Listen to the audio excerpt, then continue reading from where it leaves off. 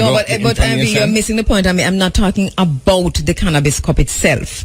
I am talking about what the discourse that I heard in the different seminars that I attended, and also the way those who came in from overseas, the big money, so to speak, was in the grill on the weekend, right. And the way and the way that things were done, the warning bell to me is that this is not the Cannabis Cup event, but what is happening with ganja in Jamaica. It is not about the small farmer.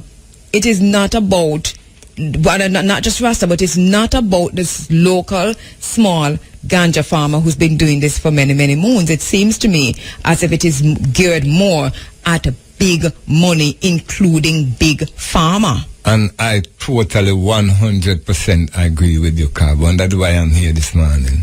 I saw people. There was some. You might not use some of the terms. You might not like some of the terms I'm going to use now. IRB, it is no reflection on you. It is what I witnessed. But I saw secret meetings. When I went to the Cannabis Cup, there were secret meetings happening, and I'm telling you about these secret meetings. The big multi-million-dollar corporation people who are representing big pharma, and when we say pharma, I mean pharmaceuticals and pharma, F-A-R-M-E-R, the two of them. Big multinational corporations, multi-million-dollar corporation representatives were there at the Cannabis Cup, but not at the venue. They just came into Westmoreland, capitalized on what was happening there, and had secret meetings in hotels outside of the venue.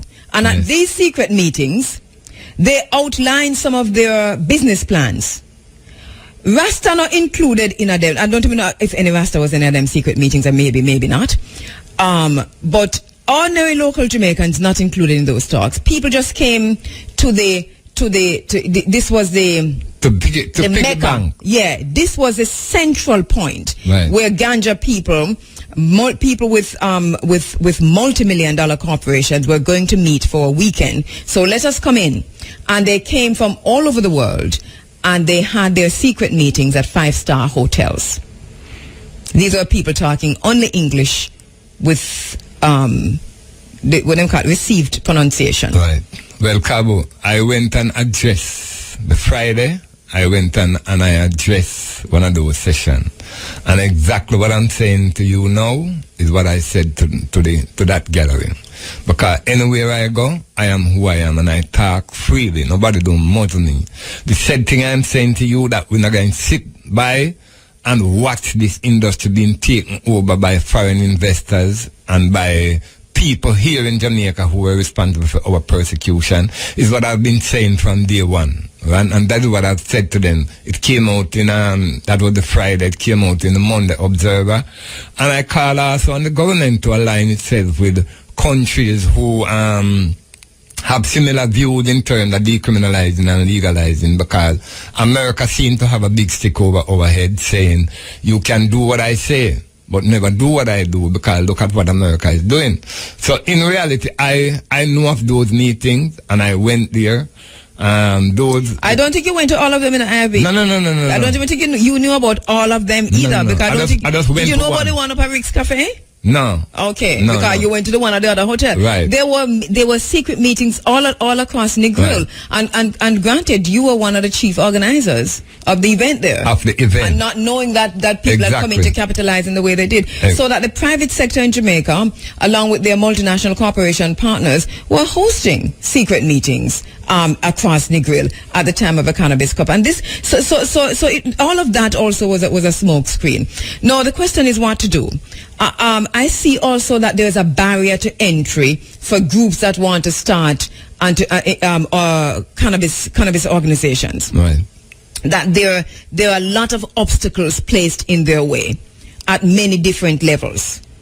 I am talking from experience. So this to me then is an interesting thing. Why is it so difficult? Honestly speaking, Cabo, I don't think it's difficult, right? IRV, some people are having it really difficult. All right, let me. And we can open the phone lines and ask people what their experiences have been.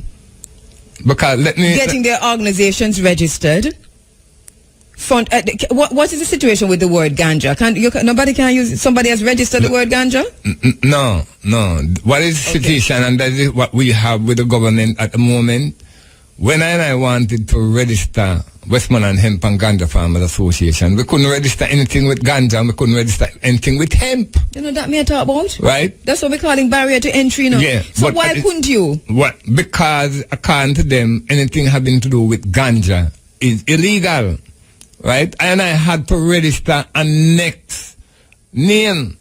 Right, but still go along with Westmoreland Hemp and Ganja Farmers Association. But somebody have that name there. There's an organization that have ganja in them name.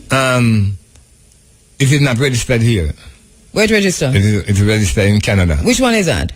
From what I know, Rasta Ganja. Not Rasta Ganja. Right. What the Paul Burke organization name? Is it a ganja something? No, Jamaica Growers and Producers Association. Okay. So you have to register the name overseas before you can use it here, sir? And you can't use it here, same if you register it overseas? No, you can use the name, but you cannot register the name here. It is not. And these are things that we've been discussing with different other ministers, because this is stupidness. You understand me? If you look at the countries that in England and all these places who help, and America help establish and formulate laws for control and I down here. You can register things with ganja. You can register companies. You can register products, right? You can register hemp wine. Hemp beer used to come from England, come to Jamaica, right? Hemp is a legal thing. You have the hemp seeds all over the world, and these things, yet it cannot be registered here in Jamaica. So these are barriers that need to be broken down. And we see a lot of these products now in the supermarkets. I see Rasta Black sent me the other day a package that he saw in one of the supermarkets of that ganja product in Jamaican supermarket. And it needs a lot of voices, Cabo. It needs a lot of voices coming in. It needs a lot of people coming in, sitting down, standing up, reasoning, putting on paper what is going on, what needs to be done. So, for example, I am a part of the CLA board. I don't speak for the CLA board. I cannot. You know that I did not introduce you as such. Right. Yes. But I know that things need to be sent to the CLA board. Things need to be sent to the government, both to especially industry and ministry, because most of these people who are now involved in the administration of the marijuana industry, Cabo, don't know about marijuana. They are learning on the job. They are, listening to consultants coming from the US and most of these places who, why not open the door and sit with your own people who have been involved in the industry over a period of time? But what is preventing that? That is the question. Is this another political partisan gimmick where people are being are shuffled into position, just waiting for the floodgate to open? What is preventing the state, the government, from tapping into that institutional knowledge, that tacit knowledge that Jamaican ganja farmers have? That one, the first thing government is going to say to anybody, they don't have the funds to do this and they don't have the funds to do that.